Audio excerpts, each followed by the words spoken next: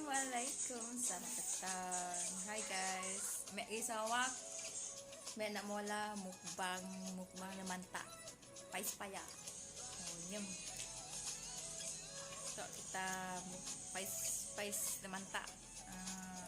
Nyem guys. Tok dah buka mek guys. Dan payak sekali. Ya, habis. Nyaman deh. Nikmat guys.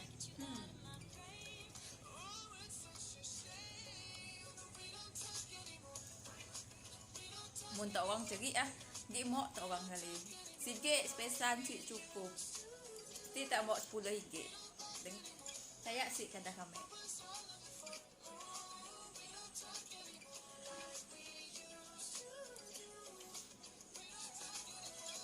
Lain lagu guys.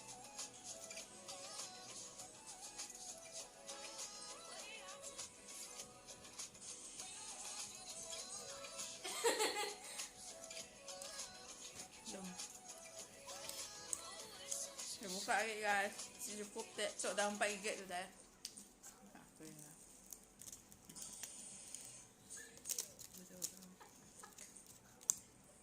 Sama meja mek guys. Tok rupanya jadi pais ke tak tok tapi nang nyem guys. Rugi mesti pandai makan tok. Nang rugi jadi orang Sarawak.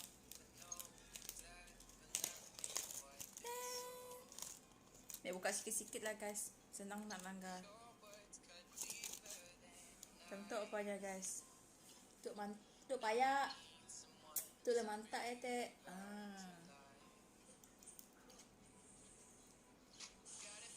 Sikit panas guys.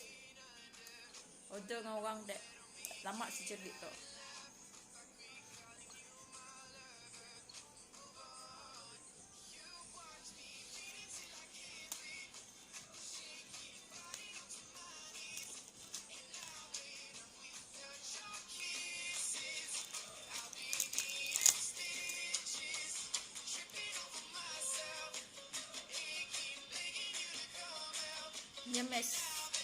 Nyem crow. Sama meja dah. Siapa yang ni makan. Kita mukbang mantap payak. Pais pesan orang Sarawak.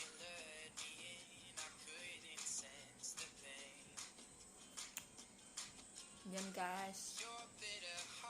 Rugi si pandai guys.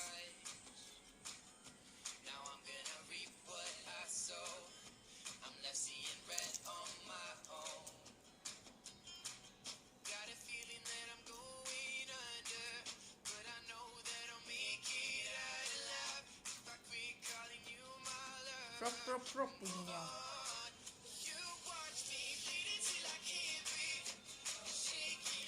Joget-joget ni makan. Nampaknya nyaman tidak nang yang.